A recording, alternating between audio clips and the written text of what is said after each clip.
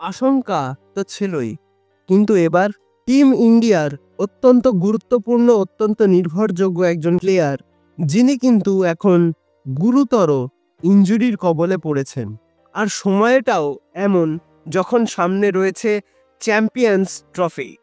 হ্যাঁ, এটা সেই চ্যাম্পিয়ন্স ট্রফি 2013 সালে এই চ্যাম্পিয়ন্স ট্রফির চ্যাম্পিয়ন হয়েছিল কিন্তু টিম ইন্ডিয়া।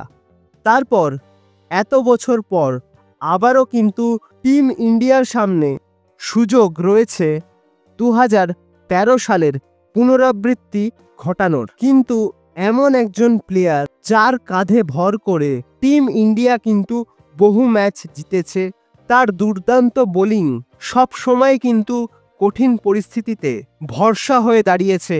তার অসাধারণ দুর্দান্ত বোলিংয়ের সামনে বারবার কিন্তু অসহায় আত্মসমর্পণ করেছে বহু ব্যাটসম্যান।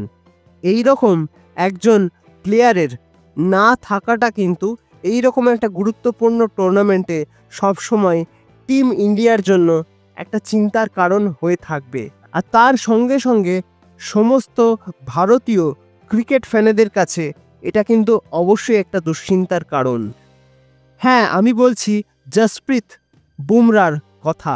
বর্ডার গাভাস্কার ট্রফির সময় তিনি কিন্তু ইনজুরির কবলে পড়েছিলেন এবং মনে করা হচ্ছিল হয়তো চ্যাম্পিয়ন্স ট্রফির আগেই তিনি পুরোপুরি ফিট হয়ে যাবেন, যদিও সেটা কিন্তু হলো না। তার পরিবর্তে চ্যাম্পিয়ন্স ট্রফির জন্য টিম ইন্ডিয়ায় অন্তর্ভুক্ত হয়েছেন হর্ষিত রানা। তো এখন কিন্তু এটাই দেখার যে জসপ্রীত বুমরার মতন একজন অত্যন্ত গুরুত্বপূর্ণ প্লেয়ার না থাকা সত্ত্বেও 2013 সালের পুনরাবৃত্তি টিম ইন্ডিয়া করতে পারে কিনা।